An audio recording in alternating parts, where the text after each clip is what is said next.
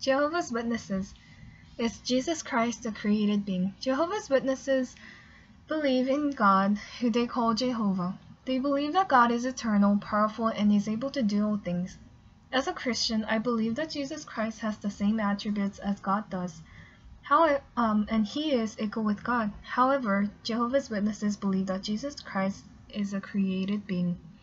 God created Jesus. That's what Jehovah's Witnesses believe. And they also believe that God might have created Jesus first and used Jesus to create everything else. They use two passages to support their ideas.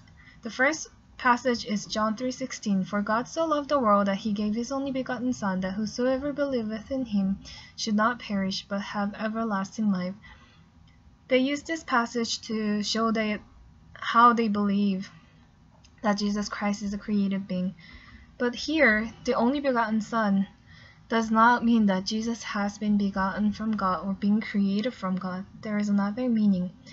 The word begotten in Greek has two meanings.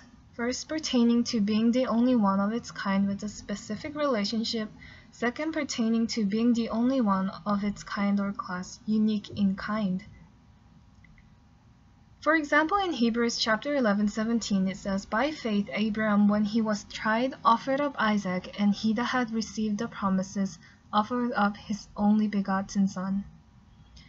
Abraham had more than one son, and we know that from the Bible, but Isaac was the only son that he had with Sarah and the only son of the covenant.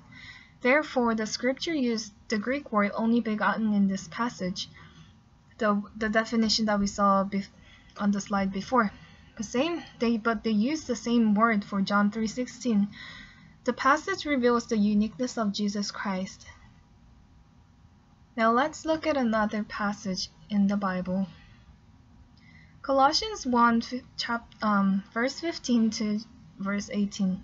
It says, Who is the image of invisible God, the firstborn of every creature? For by him were all things created that are in heaven and that are in earth, visible and invisible, whether they be thrones or dominion or principalities or powers. All things were created by him and for him. And he is before all things, by him, and by him all things consist. And he is the head of the body, the church, who is the beginning, the firstborn from the dead, that in all things he might have the preeminence. Verse 15 says the image of the invisible God, which means the one who reveals God. Verse 16 it says created all things. It reveals Jesus' deity. He created all things. Verse 17 says before all things. It means that Jesus existed before everything else. It reveals his eternality.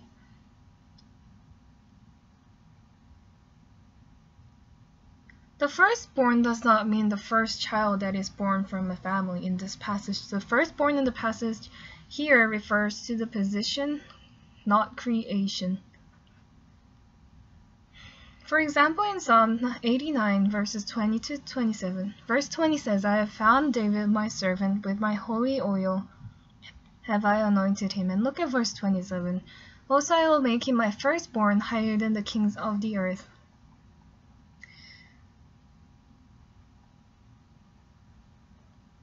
If you have studied David's life, he is not the firstborn in the family. The Greek translation for the word firstborn is the same word in Colossians 1:15. Therefore, Colossians 1:15 and 18 is not referring Jesus Christ as the firstborn, the first created. It is the preeminence of Jesus Christ. As we saw in the passages, the Jehovah's Witnesses have interpreted the word firstborn into first created, and the word the only begotten as Jesus being created from God, and that is why they believe that Jesus is a created being.